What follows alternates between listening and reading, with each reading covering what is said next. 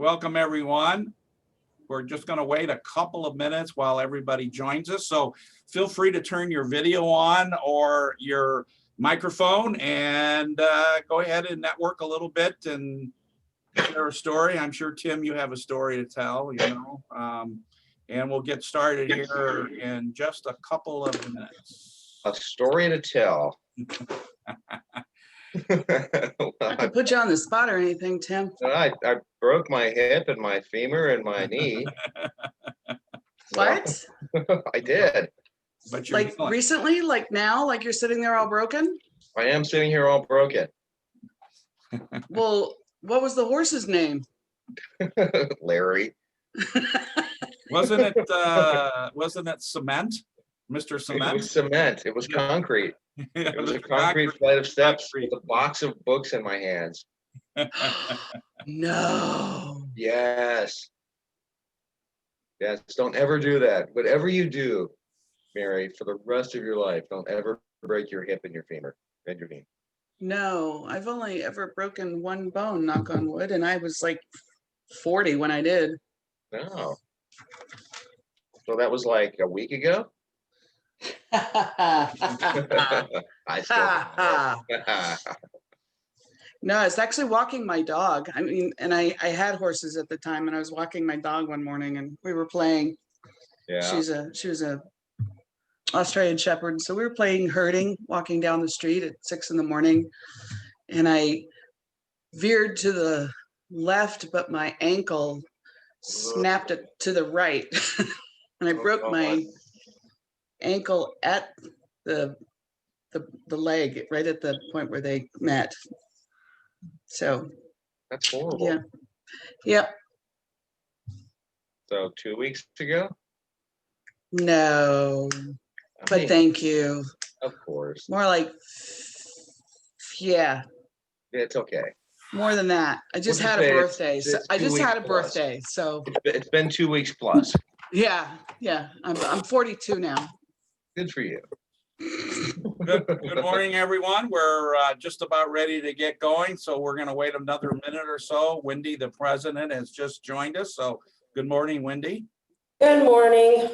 So Morning, we'll Wendy. We'll start in about 1 minute. Feel free to kind of shout out at everybody and wish everybody a Happy New Year. Happy New Year, everybody. It's good to see everybody. Happy New Year. Hey, Miss Happy New Year. Kim. Oh, there's Laura. You need to lighten your background or something. I can barely see you. So interesting traveling in this morning. Accident at the Marana on-ramp, accident at the county office. You are in your office. That's good. I'm in John's office.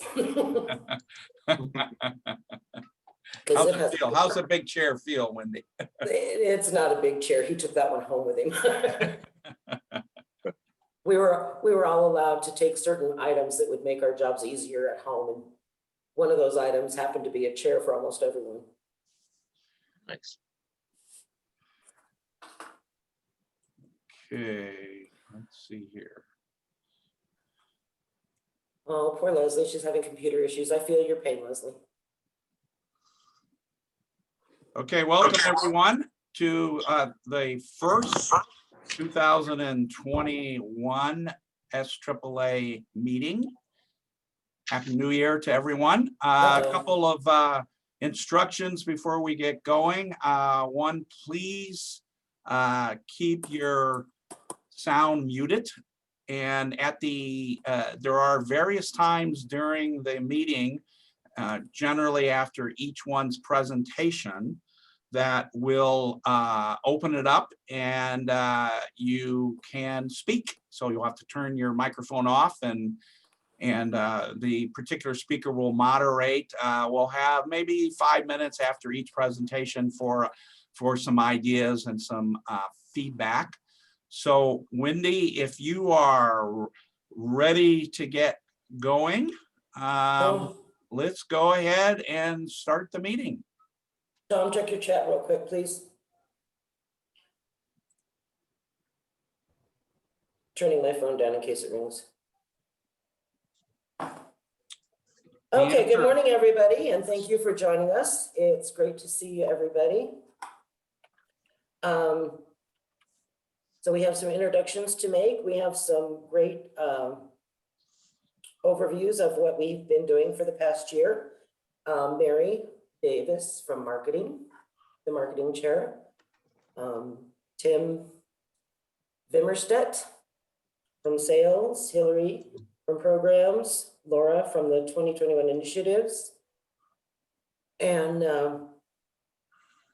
so you'll have a few announcements at the end of the meeting. And of course, our illustrious executive director, Tom Wilson, is with us this morning. I am anxious to actually let this meeting get started, and then we'll have a little chat at the end. Okay, thank you, Wendy. I appreciate it. Again, Happy New Year. Just wanted to go over a couple of things that we're going to be talking about today, since it is our first meeting. Just generally, we have this meeting as part of our annual meeting, annual breakfast or lunch. Because of the surge, we have decided to do this format, but we have moved the annual meeting and awards presentation to March 25th. So you'll be hearing a lot more about that. And this, we hope, will be an in-person, of course, following whatever guidelines for the pandemic are current at that time. There is a great opportunity for us to be actually outside at Hacienda del Sol in their beautiful courtyard. So today we're going to talk about marketing and what we've been doing during the past year. We're going to introduce the new guy. His name is Tim. Some of you know him from Old Tucson and Desert Museum days. Hillary is going to talk a little bit about the kinds of programs that we did last year. Laura is going to share with us an early retreat that we did about well, four months ago or so, as we started the process of deciding what are the kinds of things that we like to do on behalf of the membership throughout 2021. And we'll wrap it up with a few announcements at the end. So to get going here, our first presenter is Mary Davis. Mary Davis has been with us as the marketing chair when she was marketing director at Old Tucson. Then she started her own company again, and she'll talk probably a little bit about that. And so Mary, I'm going to go ahead and stop sharing my screen and let you share your screen. Thank you. Well, I guess I'll start with saying that this will be my last marketing presentation for the SAAA, because I'm really not in the attractions arena anymore. And I've actually had my own business since 2004.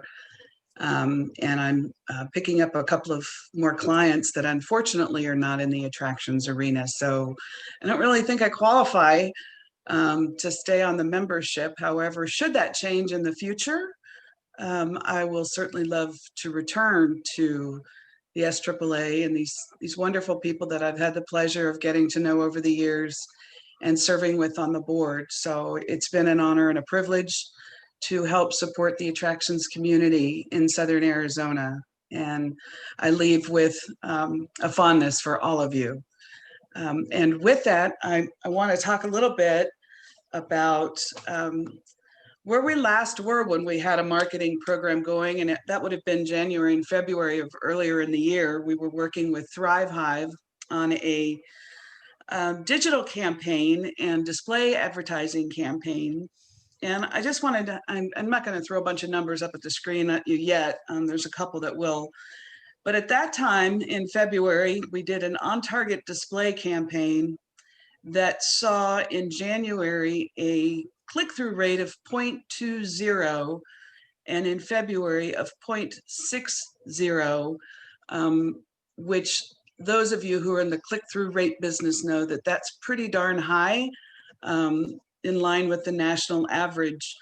People were interested in our product, they were reading our ads, they were clicking through we were, embarking upon what our season should have looked like at that time. And then March happened and everything went desperately quiet. But in the summer, we started to see some movement. I'm going to share my screen here now. We started to see some attractions opening, and life was beginning again anew. And so we sat down with the board and Linda at Dark Horse, and we said, okay, what can we do to help support these brands that are reopening without, sounding pushy or trying to push people through the gates or through the doors of those who were able to open mostly outdoor attractions.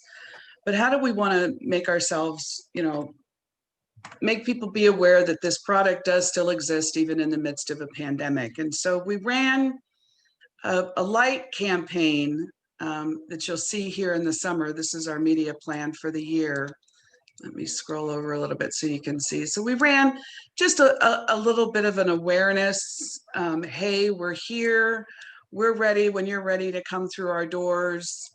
And it was more of a brand awareness than anything else, but just kind of touching and seeing, putting the finger up in the air and seeing which way the wind was blowing.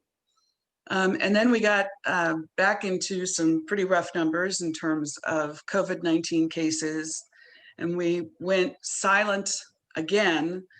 But then we had to take a look at one of the biggest sales times of our year, and that is the holiday season. And knowing that we have a product that would be good long past the pandemic, assuming some sort of recovery in the spring season. We're still hoping for that. So we sat down again and looked at what do we have here? So we don't have a book. We did not reprint a book because we didn't know which attractions were coming and going and when that would happen. And for the 2 years that I've been, serving on the board, we talked about, eventually pivoting to a digital product. And as many have had to pivot in the pandemic, as I like to say, we said, okay, let's look at how we can focus on our digital sales platforms and try to educate people, mainly the older set. One of the things that we all saw happening all summer long and still is going on is the incredible increase in the RV behavior. People were buying RVs left and right, renting them left and right. Family vacations were all about camping and traveling in RVs. And I spent 2 weeks out in July in the Southwest, and I can attest to that fact, that every campground was full. And we talked to a lot of people who had brought their families out, a lot of older people who were just staying in their campers and not doing the short-term stays in cities or municipalities, but were actually staying out on the road. So we started thinking, okay, let's see what we can do to capture this audience. And as Tom has said, and some of you may know, the older RV crowd has been very resistant to a digital platform for some time. But we said, okay, let's see what we can do with this. We sat down with the Arizona Daily Star and talked about a digital campaign, and we partnered with iHeartRadio and did some contests, did some other promotions, and committed to that. And the results are pretty fantastic, actually. Let me pull up my PDF. So we were able to reach, if my computer will scroll for me, please scroll for me, thank you. We were able to reach through this campaign, this is just with iHeart alone, almost 900,000 impressions through the various channels that we use. This was on air, this was online, this was on social media platforms, with some pretty happy results in terms of the number of impressions we got each day of the week.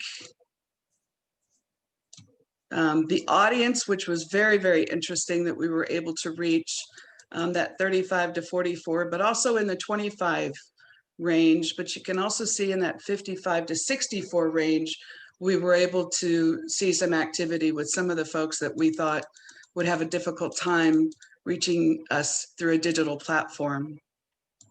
These are the various stations and the impressions that we used through iHeartRadio. And then the majority female, which is our base, we always know that. And then just some of the different contest pages and what they looked like and where we were. And Tom, I forget the number, but I believe we had, was it almost 300 people who entered the contest to win our product? If I'm not mistaken. Linda may be on to give us that exact number of. Yeah, I forgot to look. Mary, I'm on, and it was closer to 444. Thank you. 444. Thank you. Mary, we're seeing the same screen, or maybe it's just me and I locked up. Did you change the screen to another image? Yeah.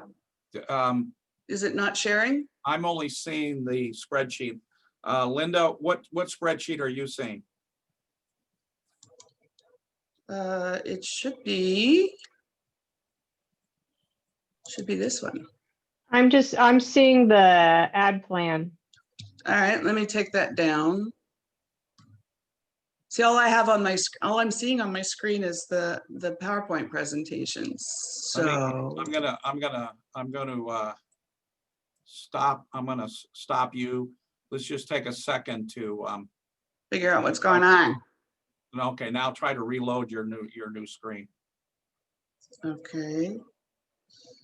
Take that one down and put another one up if you can. Well, what I'm not showing that is actually up, so I don't know how to take it down. I show that I closed that out already. Okay, well. So what I'm showing is the recap. Yeah. So let me, it says I'm screen sharing. Let me stop and reshare and see if that helps. Okay, great. Let's try that and then we'll move on. Okay. The other thing you can try is to refresh or hit your F5 key. Okay. You guys, that's not the one I want. That's not the one I want to put up yet, though. But that does change. Well, I mean, I can go to this. This is some of the print that we did with the Arizona Daily Star. This is also, we also did two annuals that we kept. One was the drive guide and one was the annual RV guide, where again, we wanted to try to educate them. I've got a better ad here to show you on how to educate them through the convenience of their tablet and their iPhone, and how to get it's easier to unlock your savings. And then we did some different size ads, unlock your buy one, get one savings, and really targeted that digital message. So I'm not sure why the full presentation didn't load, but let me try that again. Because it's a good one and Linda did it. No. Does that show recap now? Did that change? Nope. All right. It seems like I have to go out. Screen share.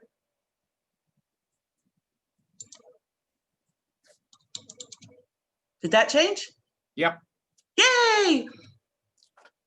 All right. So this is what I was showing in terms of our numbers. The big. There you go.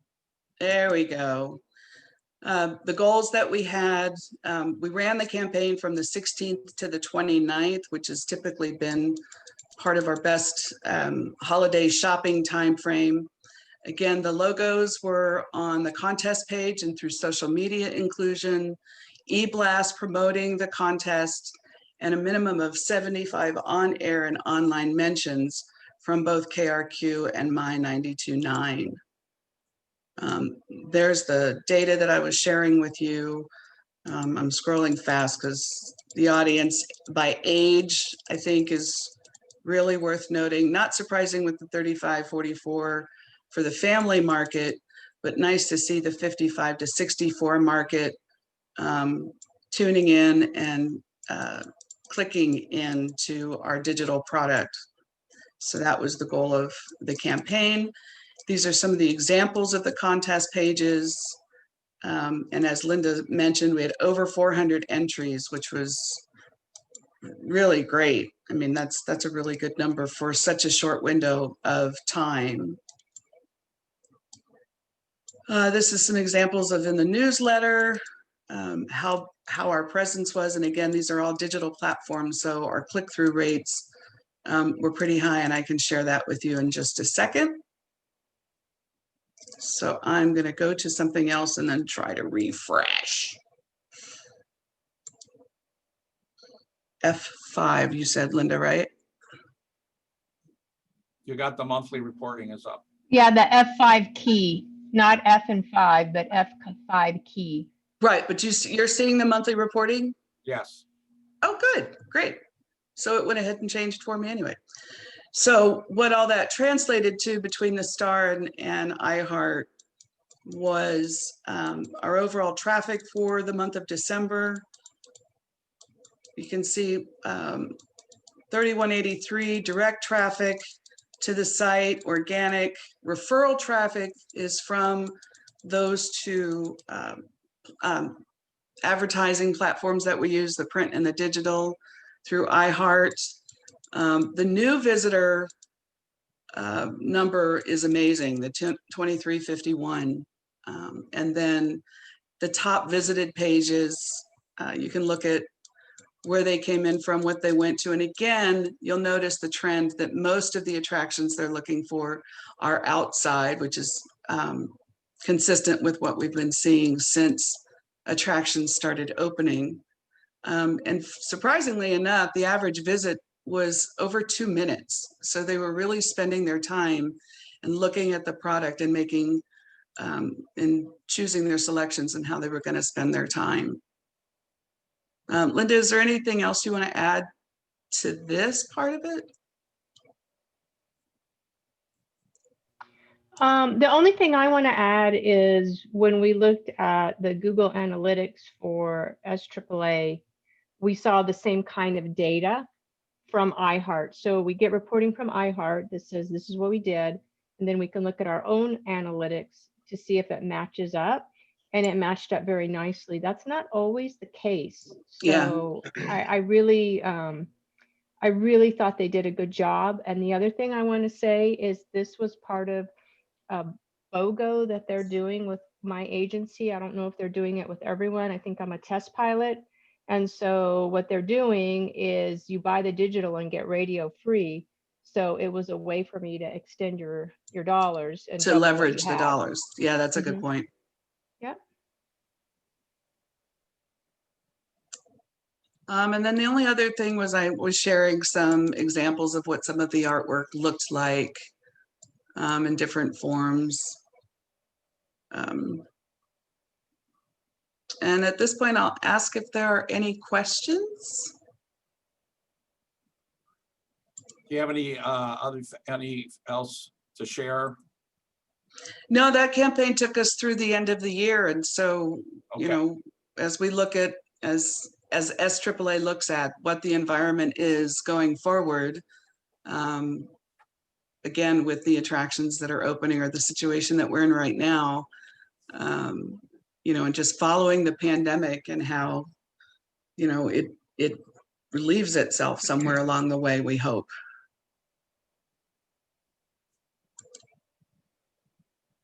Okay, great, Mary. Thank you very much. Thank you. Thank you for all your service.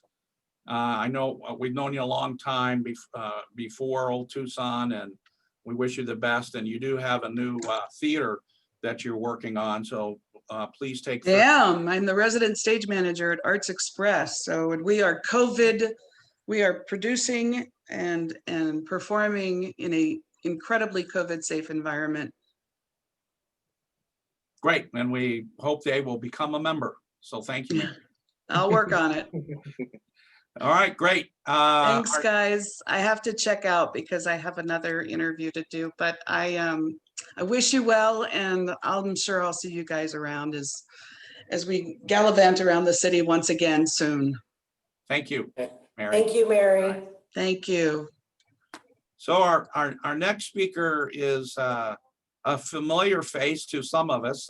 Tim Bimberstedt, as I mentioned previously, was the sales director of Old Tucson. Did a little stint at Trail Dust Town, where he was selling the Savoy Opera House, and went over to the Desert Museum and became, I don't know how many, I think he needed like 3 business cards in order to put his title on there, but he was definitely a very great ally of the Southern Arizona Attractions Alliance and working for the Desert Museum. He retired from the hospitality world and became probably what we would call a super duper car sales guy. He wasn't able to sell me a car, but he tried. I think it was my wife that said I couldn't get the Jeep though, so it wasn't really Tim. It was Ellen. Yeah, it was a darn Ellen. So about a month or so ago, Tim and I bumped together, and he mentioned that he'd like to get back into the hospitality and tourism world. And so you'll hear a little bit about some of the task force discussions that we've been talking about. But one of them was to bring on a new salesperson that could help me go out and find new clients for us, new members, and perhaps start a few new programs to help attendance at the attraction. So Tim has been on board for a little over a month now. And so Tim, why don't you go ahead and take it away? Sounds good. So Mary and Linda were spot on with their assessment of RV parks and RV purchases. One of the companies that I helped run was an RV sales location down in Tucson City, and we couldn't keep inventory in. So here's my offer to the team. I went ahead and bought an RV, so you guys are welcome to borrow it anytime you want. So free of charge. As most of you know, we launched the digital passport around November 15th. I've been reaching out to I guess we've got about 45 locations that are selling passports. So I've been going out to those locations. I started with RV parks. Tom and I have visited with a lot of the attractions that are still open and still selling passports. Turned them on to the digital passport. They really still want books. So that's something that Tom and I are working on right now. The cool thing is we've eliminated the locations that are closed, but when you buy a paper book, you're going to get a free digital passport. And so that's going to give us the flexibility to add attractions as they slowly start opening, and hopefully not slowly, hopefully quickly start opening.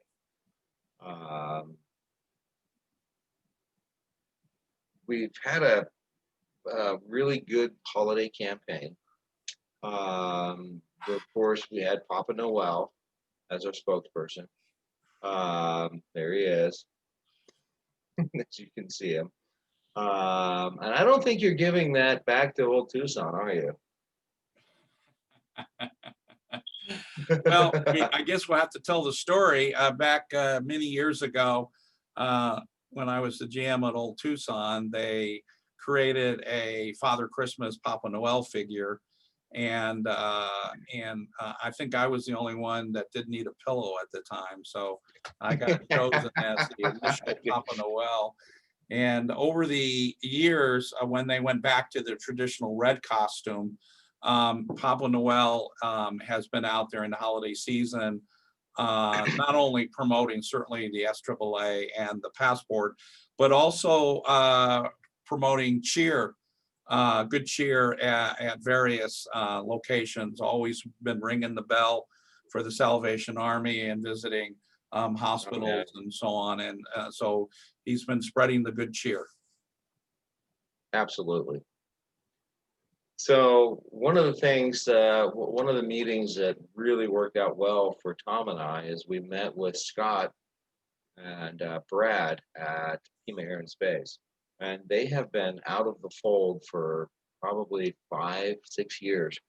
And so that's why I'm wearing my Pima Air and Space. I was the assistant executive director there for a couple of years. And they're back in the fold. They're going to be back in the book. And so we're bringing some of the original members back in and trying to get our base secured. And so I just want to do a little sidebar on that, Tom. But so we had Cyber Monday, Black Friday. I'm going to switch to that. And then we produced a great video up at the Hacienda del Sol. They were very accommodating and gave us a space, and Tom did an amazing job.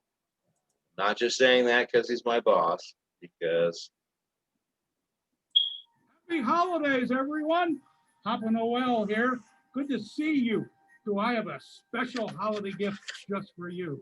It's the Tucson Attractions Passport. That's right, you heard it here.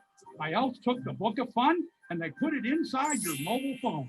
Over $500 in savings with 2-for-1s and other discounts to over 60 Southern Arizona attractions, featuring the Biosphere 2, Arizona Zipline Adventures, the Desert Museum, and many, many more. It's a Tucson Attractions Passport, available now for your smartphone. Go to TucsonAttractions.com and push the buy button. Oh, happy holidays, everyone. Big savings for you with the Tucson Attractions Passport. I'll see you soon. Happy holidays. great spot. So one thing I'd like to do is try to find out where else we can sell the passport as soon as we get them printed. I think digital is going to be huge on base. It turns out I'm an honorary commander at Davis-Monthan.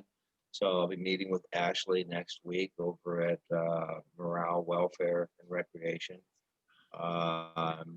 Just trying to figure out a way that we can try to, push digital passports out. Everything we don't print saves us money.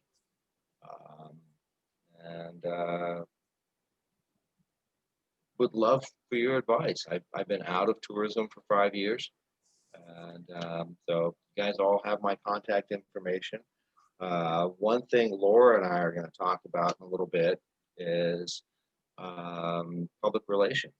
And I've already got Chris DeSimone. He's offered me a weekly slot on his radio show to talk about what's new at the attraction. So I want to create a conduit for people to give me what's new and exciting. Just send me your press releases. Just, email me thoughts, new ideas, new exhibits.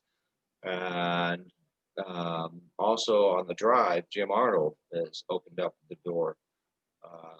He's a longtime friend. And so let's start opening up some doors. Don't cost us anything, and they need content. So feel free to contact me. You guys all have my email address, and I'd love to help out. It's just added benefit for being a member of the Attractions Alliance. Any other thoughts, Tom? No, thank you, Tim. Again, we're going to have a little bit of time, we hope, at the end here for questions and any comments. So thank you, Tim. Of course.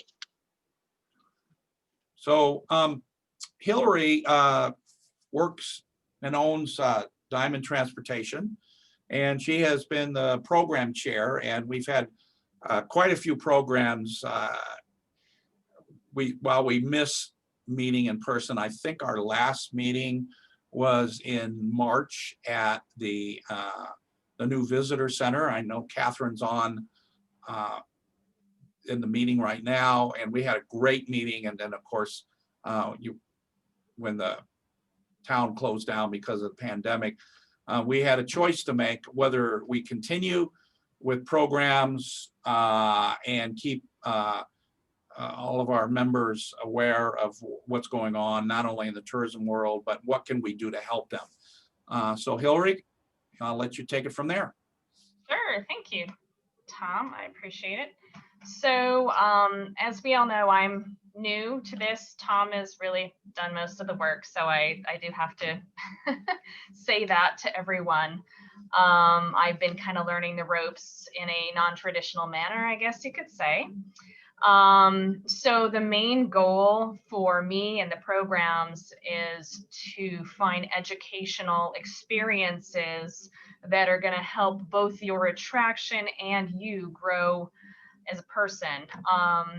You know, different creative, innovative, you know, tools you can use to help create that growth. And, you know, I think really during the pandemic, it's not only been about creating growth, but it's also been about how to create a sustainable growth. So, you know, once things reopen, or if you have reopened, how are you going to be prepared if there's something else that comes down the line in the future that causes a similar situation? So sustainability, making sure that everything can kind of flow smoothly with your attraction, with reopening and beyond. So just a quick review of what we did last year. We did a digital and Google business development. And this has been a really important thing. The digital and all the, you know, SEO and analytics has been really important, because there's so many people now, and it's just getting more and more of people who are using their, you know, mobile devices, laptops. They're in town and they just want to see what's out there. So they're using the internet, they're searching, they're trying to see what's out there. So it's so important to have things in place so you're capturing as much as you can. And as Tom mentioned, our last in-person meeting was regarding the CTA Certified Travel Ambassadors Program, and that was at the Visit Tucson offices. And we also did the Visitor Center outreach there. And pretty much right after that, everything closed down. And I think we had a little lull in between there. And then we had a pandemic safety planning meeting where, you know, we were discussing ways to be safe. And Tom, I don't remember, was Jason from Six Flags on that one, or the reopening? He was on the reopening, I think. The reopening logistics program, which we had shortly thereafter about reopening. And a former colleague of Tom spoke to us about the logistics of opening several major theme parks across the United States and the difficulties they were going through, and even shared the reopening plan, which is quite extensive, with us. So we did that. And then we had a two-part series. There was a kind of hybrid, I love that word. My kids use it for school all the time, online, in person. So it was kind of a hybrid of a meeting where you had, we had online virtual meeting, as well as a smaller in-person gathering at the Catalyst, not office, makerspace, I guess I'd call it, makerspace at the Tucson Mall. So that was the first part of it. And then the second part was how to implement that and how to kind of flesh all of that out. And that was, Tom, that was in December, correct? We had that last one, I believe. So it was kind of a two-part series, and trying to encourage people to go digital as much as possible. You know, of course, there's the passport is a physical item, but also pushing the platform to make sure that we can capture a different set of people as well that are going to be using more their mobile device. So that being said, I would love to know what everyone would like to see for topics, learning experiences. Again, we don't just want to help your attraction come back. We want to help it come back and thrive and be sustainable. And we also want to help, with education and things that can help, people and the whole entire team and leaders of those attractions grow as a person. So for us, that's a very important thing and part of the program's portion of SAAA. Well, great. Thank you, Hillary. Again, just to reiterate, Hillary is in the process of putting the meeting calendar together for 2021. As we mentioned, in March, we have the annual meeting, but in February, we are planning, with the help of Jaleesa from Visit Tucson, one of the outstanding tour operator stars in the state of Arizona will be joining us, and it'll be a virtual. One of the things that Tim is going to be doing is helping the attractions that would like to develop tours.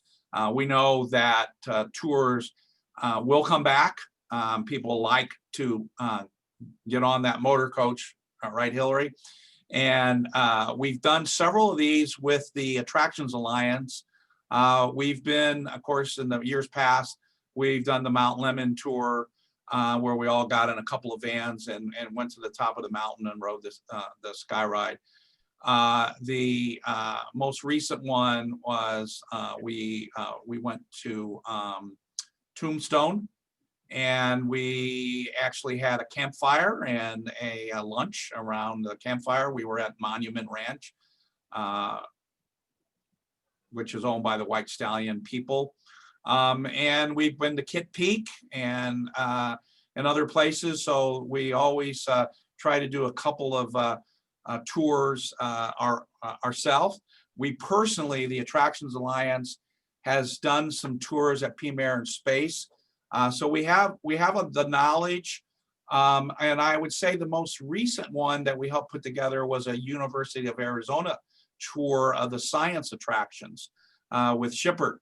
And of course, that had to be put on hiatus as well. So one of the advantages of having Hillary on board as our transportation member is that she is very happy to work with us as well as with you in putting tours together to your attractions. Now, these can be your everyday tours or they can be specialized tours. So we'll be contacting you in the near future and seeing where we might be able to help you put together a tour package from folks, whether they're from Tucson or whether they're from out of town. So and Tom, sorry, I'm going to interrupt quickly too. Another thing too that we like to call it are experiences. So you're not just getting a tour and getting on a bus, but experiences where you're hands-on, you're doing different things as well. So tours and experiences. Sorry for the interruption. Except you're not allowed to drive the bus, right? So I'm not, no. she won't let me drive the bus. I try, but you know. All right. Well, as I mentioned, we board has its annual retreat, and we came up with 6 things we'd like to share with you, and certainly we would love to have you participate. So, Laura, are you there? Take it away. Thank you, Tom. Yes. Good morning, everybody. I'm just going to give you a quick overview of our 6 initiatives that we drafted this summer at an extremely productive board retreat. We have an annual board retreat. It's one of the many fun perks of being a board member of the SAAA. So I'll just put that out there. If any of you are interested in joining our board, we do get to focus on things outside of what our normal day-to-day concerns are with respect to our own organizations. And it's a lovely way to connect with your peers and help everybody else. So I just always want to let you know and extend the invitation to join the board, because it has been extremely rewarding and enriching for me. So I thank you all. And we have such an amazing board that it's an honor to work alongside each and every one of you. So without further ado, our 6 initiatives, of the 6, we have fully accomplished one, and that was to hire a sales director. And Tom wisely did that very quickly and hired Tim Bimberstedt.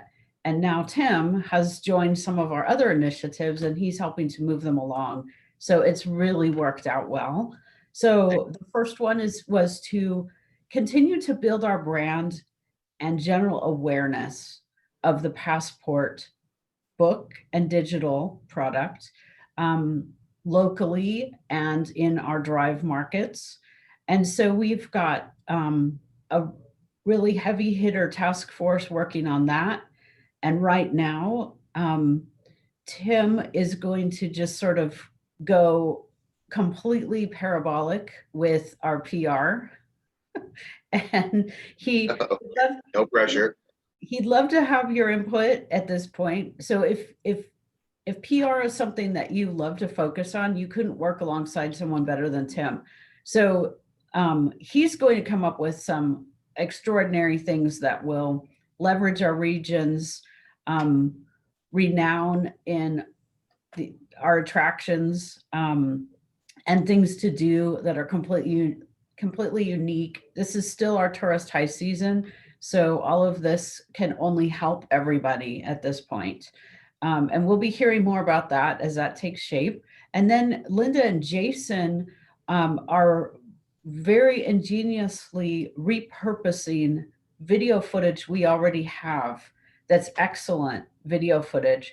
And so we have a whole library of videos that we've created over the years, and they are just, I mean, it's amazing how efficient and effective you can be when you have almost no budget at all or no budget at all. And so they're leveraging what we've already got and looking at how it can be relaunched as new digital media on our owned platforms we own, our YouTube channel, our social media, our website, as well as possible digital paid ad. We'll see what they come up with, and we'll be seeing something, I'm sure, very soon.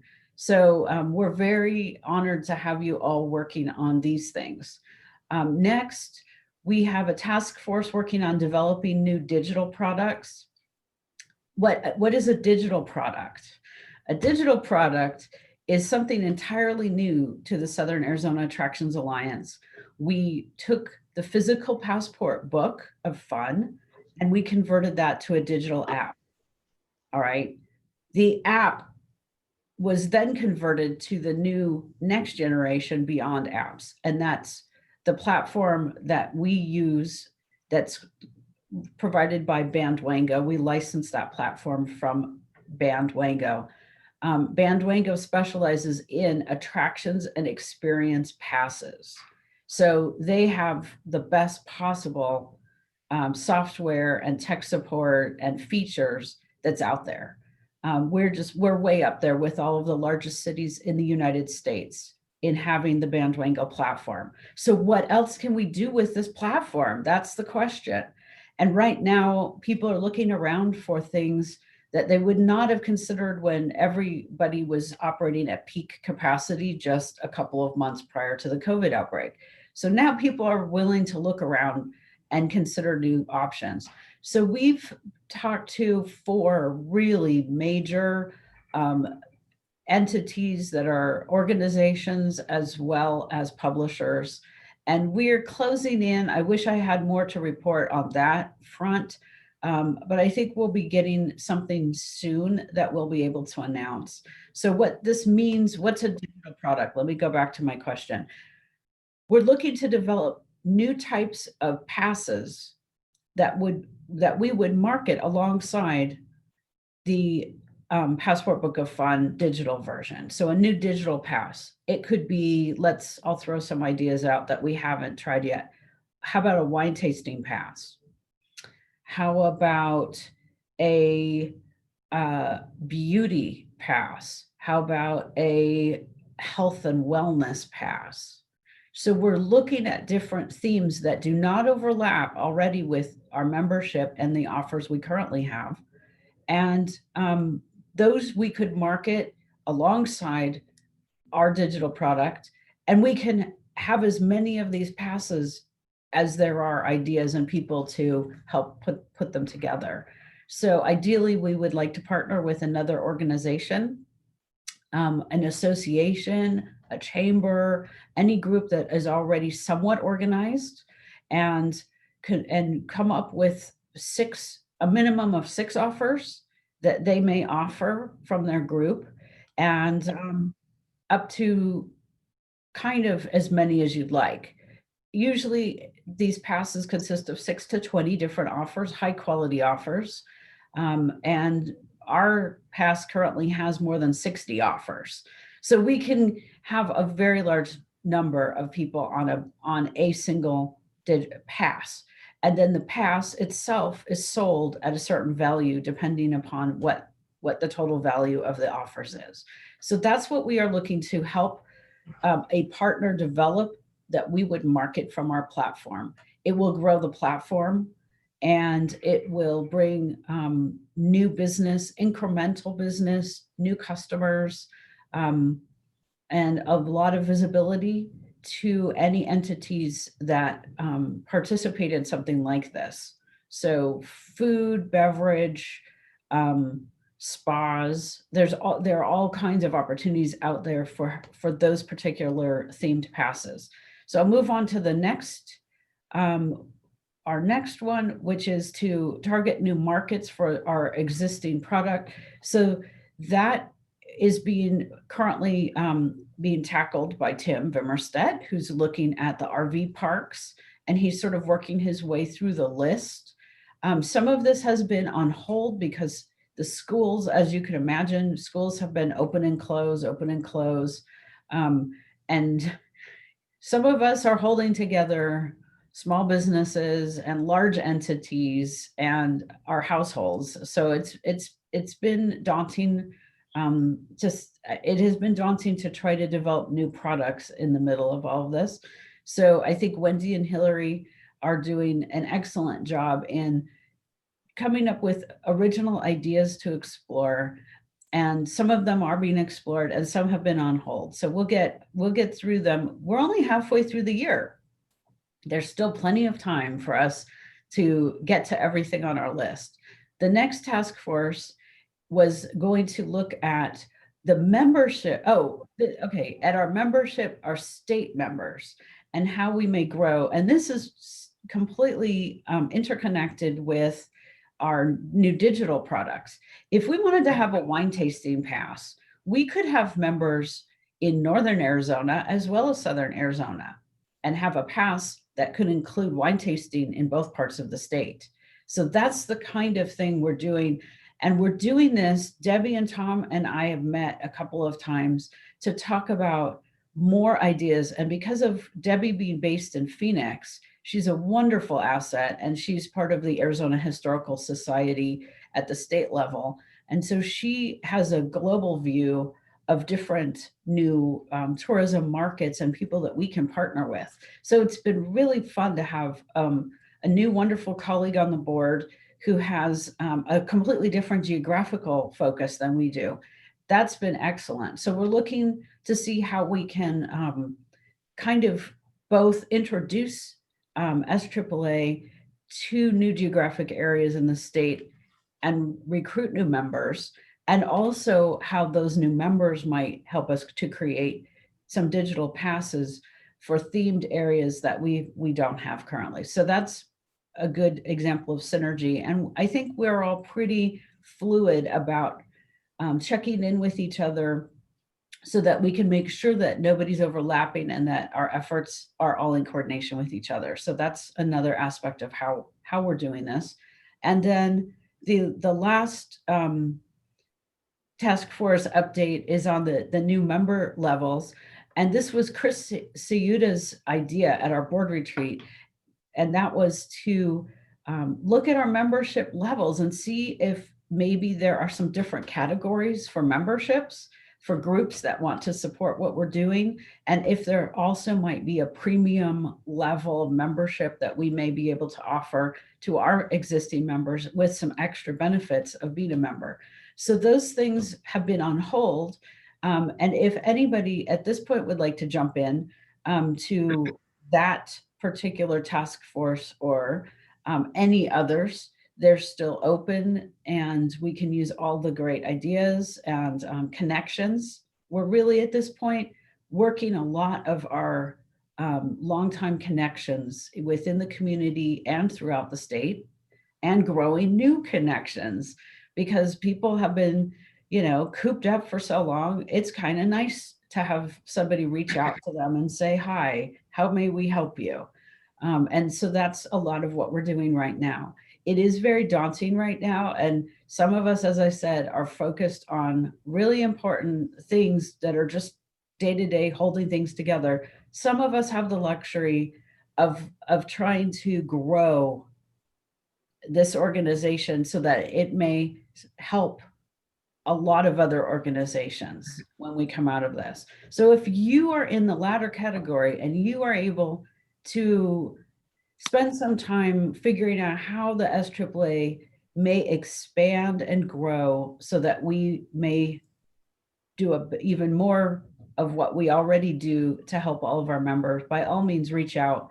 Some of us have less to do at the moment, and some of us have a lot more to do in our careers and jobs. So we understand that it's not evenly distributed, and a lot of people, are probably capable of doing a lot with no resources at all, but only through cooperating, with each other. And so we're trying to be that bridge and conduit to help people cooperate and join together, because that way we can be a lot more effective than if we each individually are isolated trying to figure out how to relaunch all by ourselves. So we welcome you. That's what we're all about. And if you are a new member, don't hesitate to reach out to any board member and just talk to them, chat them up, because we all just want to deploy our skills and talents as best we can. So thank you so much. And thank you everybody on our task forces. We still have a half of a year to get through the rest of our initiatives. And I think that we can do it. I do. So thank you so much. So thank you, Laura. So Laura thinks fiscal year. So that's why she says Yes. half a year.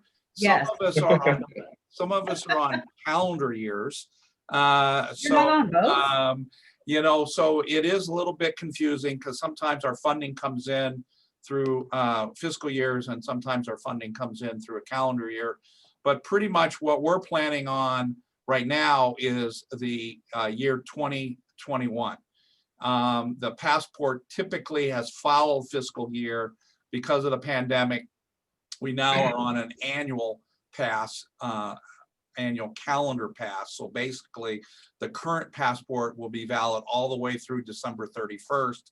That way we won't be switching.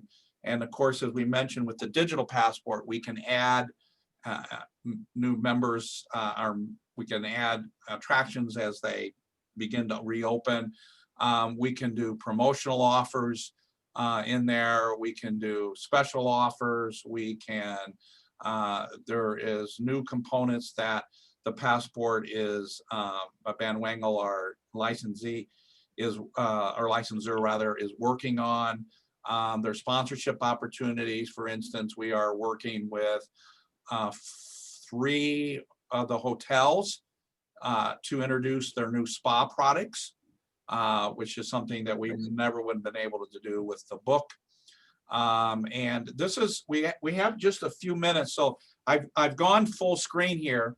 So if, feel free for you to turn your video on, turn your microphone on, and we just, virtual meetings are a little difficult sometimes, obviously, to have participation, but we did want to take at least 10 minutes to hear from the folks that are on the call right now.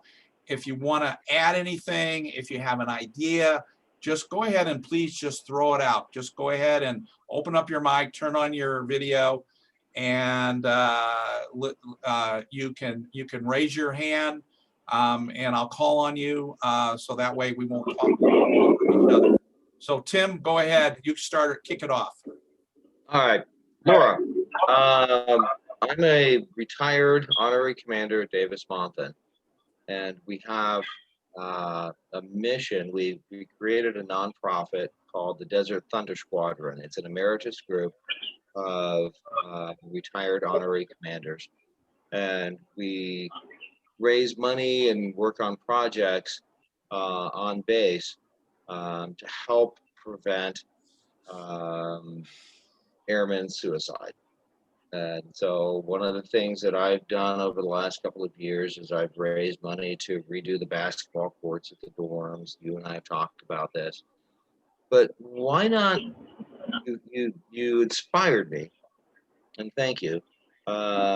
We don't have to build everything on base. We could actually figure out a way to get them off base and utilize the amenities and attractions that we have in their surrounding community. And so I have to go and renew my base pass. I've got full base access, and I can get you on base. Would you be willing to meet with Ashley next week at MWR, which is now called Force Support? Used to be Morale, Welfare, and Recreation. And let's figure out a way to kind of expand that mission. And you would probably be a great candidate to be an honorary commander if I can nominate you. Wow. So, yeah. I'm there, Tim. All right, that was easy. Problem solved. Who's next? No, it's we worked with the U of A. We've got all the U of A is having a high rate of suicides, and so is Davis-Monthan. So we tried putting in a paintball course. Don't shoot video games, shoot real people. I guess it wasn't the greatest idea, but we were trying. But yeah, honorary commander program is an amazing program, and I can introduce you all to all the right people. But I think getting Ashley excited about the passport and getting people off base and exploring, hiking, biking, doing all the fun things that we do best would work for both missions. And I have a question. Do you think that group would be a candidate for organized tours? Where people. The Davis-Monthan group? The Davis-Monthan group. Would they be down for that? Because we could work with Hillary, and we could look at what kinds of guided tours, maybe even behind the scenes tours, just something to get people out and about. Yeah, I mean, you never see a tighter brotherhood than a squadron. My squadron, I was honorary commander for the 48th Rescue Squadron, and they didn't move without each other. So I think organized tours. They did taser me, which kind of sucked. But Okay, thank you, Tim. Let's go to Emily. Emily, I'm going to put you on the spot because we recently saw you. But we're wondering if there's anything you'd like to share, what's going on in your attraction. And there you go. Sure. I'm not sure. Can you guys hear me okay? Yeah, we can hear you. Okay, great. Yeah, so we have been up and running for the last few months, basically since June. And one thing that we've noticed is just that people want somewhere to go that's safe to be able to be outside. And I'm sure that a lot of other people on this call that have been able to reopen, are in the same boat. Tim and Tom came up and met with me last week. And one big thing for us is just extending our reach to the hotels. I think that people are still coming to Arizona. You know, we're all seeing people from all over the country, and that's one big thing for us is trying to just extend those relationships and really kind of solidify them so that we can help give the hotels somewhere to be sending people, and the hotels, you know, are in turn helping boost our business as well. Thanks, Emily. And I see we still have Diane and Catherine on the call. And we know that obviously there has been activity to the Pima County attractions, especially day trips. Is there anything, Catherine or Diane, you'd like to share with what you're seeing out there with Pima County attractions?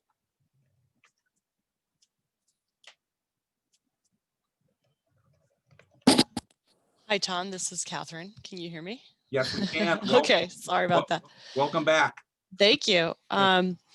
Yeah, so obviously we have the various attractions that are open, and I think what we've heard anecdotally over the last several weeks is that they've been experiencing pretty good attendance, which is good. It's obviously that time of year when people like being outside, and thankfully we have a lot of outdoor attractions, which is, you know, super helpful for us. We're still overseeing the Ready for You program, and I know that the Tucson Rodeo Parade Museum just went through that, and they have an excellent plan in place and just reopened. So congratulations to them. Obviously, we just encourage everybody to continue to do their best and just kind of keep watch on how things are changing, because it is changing all the time with COVID cases. But you guys have done, I think, a great job of putting together a feasible plan that works for everybody. So that's kind of where we're at right now, just taking it one day at a time. As you know, events are pretty much on hold because of the governor's order. So there are some that are being submitted through the health department for consideration, but it's just really hard to gauge, you know, how they can be approved. Obviously that goes through the health department, not through us, but that's something that they're watching closely to see, you know, the best way that we can proceed and when the time is right to open those kinds of things up again. Great. Catherine, it's Wendy. I have a question. Sure. For either you or Diane. With the vaccines now being, I think, starting next week, I believe, how do you forecast openings for events and attractions? So I can't exactly speak to that. That would kind of run through the health department. I know that the vaccines did start for obviously first responders and healthcare workers several weeks ago, and they are starting to roll out now for the general public. The health department page, which I can send you the link for if you guys need information about the actual vaccine itself. But I think it'll be one of those things where the health department will continue to publish along with the state how cases respond as more people are vaccinated. And then we'll just kind of make that call, because it's so far always been on that benchmark of how many cases per the population, right? So when that number starts to change in the favor of a decrease in positive cases, then I think we'll have better information as to, you know, opening up more of the indoor venues and looking at events of a larger size. Okay, thank you. Yeah. Catherine, if you could put that link in the chat room. Sure. Because we're probably going to be on the air here for at least 10 more minutes, and yeah, that would be great. Grab that. And also the Pima Ready, we have sent that out, but if you could put that link on there as well. Stan, I'm going to pick on you just a little bit, because you're our most recent attraction that is opened, and I know you had some fine tuning you had to do. Could you share that with us? Yeah, sure. We went ahead and opened up, and thank you, Catherine, for coming out and doing the inspection for us. And we were trying our hardest to get everything in place. And so now we're open. We had some construction in front of our facility where I even was threatened to get a ticket for crossing the construction line. Yeah. Anyways, but we got that all squared up with the city of Tucson and everything. That got straightened out, and we are open for business. We did alter our days that we're open. We're no longer open Monday through Saturday. We decided to go Thursday through Saturday. Couple reasons. One is the attendance tracking from past years. And then also the second thing is a number of docents. I lost one to COVID, unfortunately, over the summer. And we've got a few others that are just not comfortable coming out in public right now because of their age. And so that's where we kind of stand right now. The museum is open, again, 9:30 to 3:30 every day. And because it takes about an hour and a half to go through, we've just let the last admittance come in at 2 o'clock. So everything has worked out fine. We've had some return visitors from previous years that have come back through and brought other people through, because we are actually a very large facility, and we do have a mask relief zone where people can go, and if they feel like they're starting to get uncomfortable with their mask, they can go over to this outside area under a ramada and actually have a free zone. And so I think I've covered, unless there's other things that you need, Tom. Oh, one other thing is that the Rodeo Parade Committee has decided to start moving forwards with a couple. One is an event that we're looking into, and we'd like to announce that soon once we get our ducks in a row and get the application into Pima County. The other one is we're started a couple programs here at the Rodeo Parade Museum. Probably we're looking right now at the 27th of February, which would be the last Saturday of the rodeo, just to kind of keep the continuity going with the rodeo and the time of year. And so that's kind of what we're in the brainstorm mode right now and ready to start moving forward on that. And we think we have a large enough facility here to keep people spread apart, and also probably, as far as a museum event, do online ticket reservation kind of things too. Any help is, always welcome. Thank you, Stan. I appreciate it. Is there anything else that anybody else would like? Charles, I thought I saw you wanted to say a couple of words. We haven't heard from you for a while, so do you want to just say hi, and how's things going? Oh, hi. Can you hear me okay? Yes, we can. Yeah, I was at home in my home office, and I wanted to attend the meeting. So thank you for having it and for inviting me. We're hiring a new person that will help me with these meetings and give me more time and to do more marketing. And I just had to rush. We've got a small group of 10 people coming from Saddlebrook today. But no, thank you. I just want to listen and learn and see what we can do to help both organizations, us and the attractions. Thank you. So Charles is from P1 Kart. It's not your everyday go-kart. How fast can those things go, Charlie? Well, it's not so much about the speed, it's about the control, but it's a professional, international level go-kart track, and there's only a couple others in the United States. But the go-karts, you can get them up to about 80 miles an hour on our track. I think we should do a field trip. I think we should have our next meeting there. Well, I'd love to have you come out and see. It's really we've been there 17 years. It's a really great project because it gets the kids inspired about driving and about learning mechanical skills. And then it's just an outdoor attraction, which is fun and entertainment.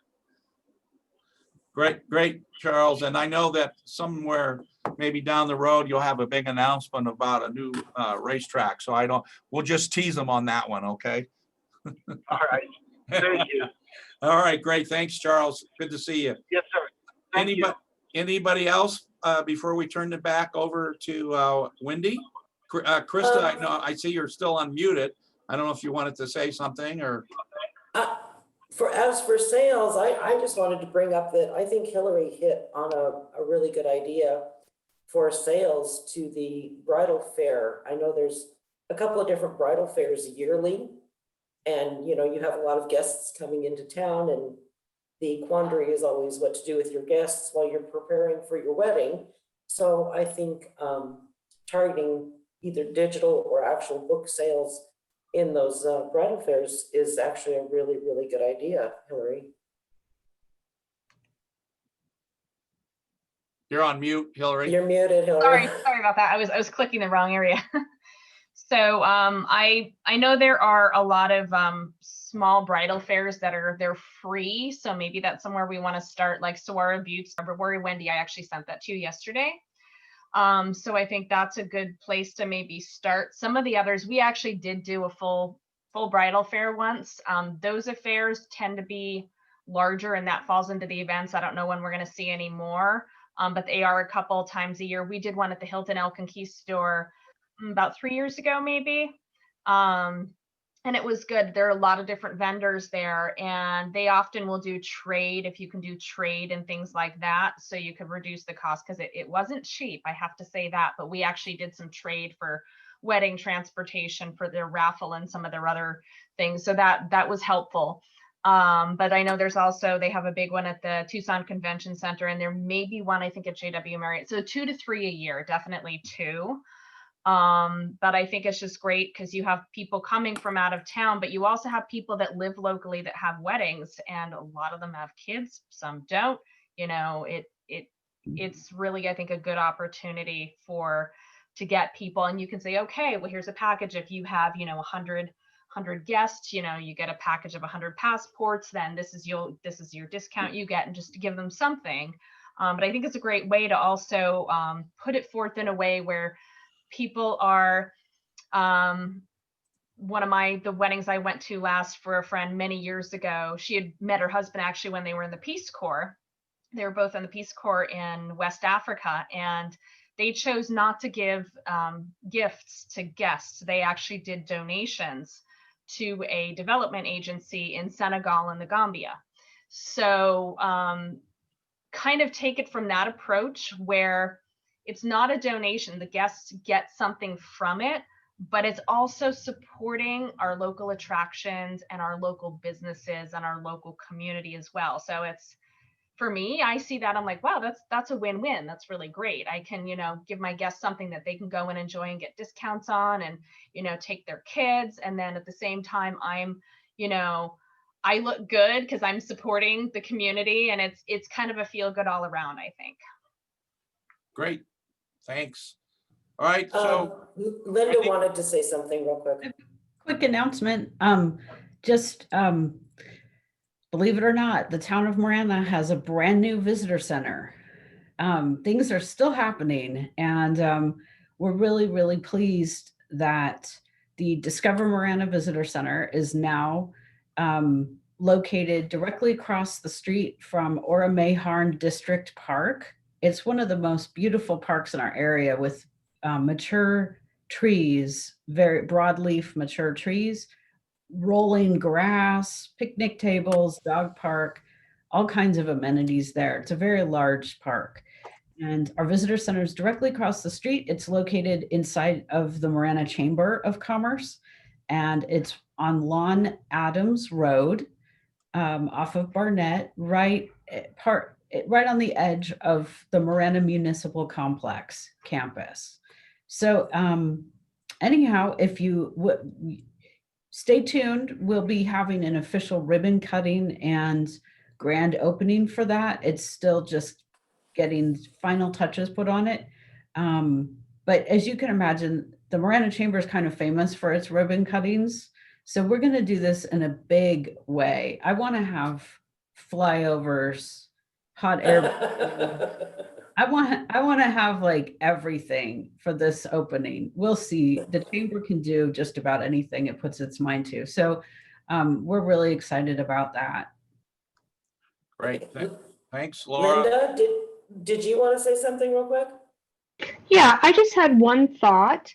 One of the things that I don't know if all the attractions are taking advantage of for free advertising is that the Visit Tucson, Dan Gibson, if you send him your information, he will put it on Visit Tucson or use it for his social media. He's always looking for content. But I thought now, since Tim's kind of the collector of all that information, so when he does his radio shows, etc., maybe he could just funnel it straight to them just to make it easier for everyone. And I don't know if everyone's aware of that, that Dan's always looking for content. Oh, that's a great idea, Linda. Thank you. All righty, great. Well, thank you very much. Wendy, you're going to wrap it up. Goodness gracious, lucky me. So just a reminder that our next general meeting is February 11th. Tom will be sending out the information regarding that meeting. The annual meeting is March 25th, and that is when I believe the elections are held. And in that vein, I want to put a call out for volunteers and or nominations for board members. We do have a couple people resigning. And if you're interested in working on the initiatives or just steering the association in the directions that we try to go, please volunteer for the board, or if you know another member that might be interested, have them volunteer for the board. Because there are not very many people on, I think I will ask Tom to actually put a call out for nominations and or volunteers in the next newsletter before the February meeting. Thanks, Wendy. So Happy New Year to everyone and be safe. And just a quick little reminder, let us know how we can help. We are maintaining an open calendar on the or the homepage of the TucsonAttractions.com. We are in the process of updating the website. So we do know there's some outdated information and things are changing, of course, due to the pandemic. But please go to TucsonAttractions.com, take a look at your particular listing, and do send to me any changes that you would like us to make on the website. One last kind of push for a Google business page. A lot of our geo tracking and our hours and so on are done automatically based on the Google business page. If you do not have a Google business page, we certainly recommend you to go into Google and just go ahead and put in business page. And it's a real simple. Mount Lemmon Ski Center did one yesterday after our meeting with them. That way I don't have to update your hours and where you're located and so on. That automatically will read from the Google business page. And of course, there's lots of other benefits being on the Google business page as well. So again, thank you all for joining us. Please feel free to contact us. Any other comment before we say goodbye? Wendy? No, thank you, Tom. Thanks everybody for attending. I look forward to seeing you next month. Thank you all. Bye now. Sounds good. Great meeting, Tom. Thank you. Take care.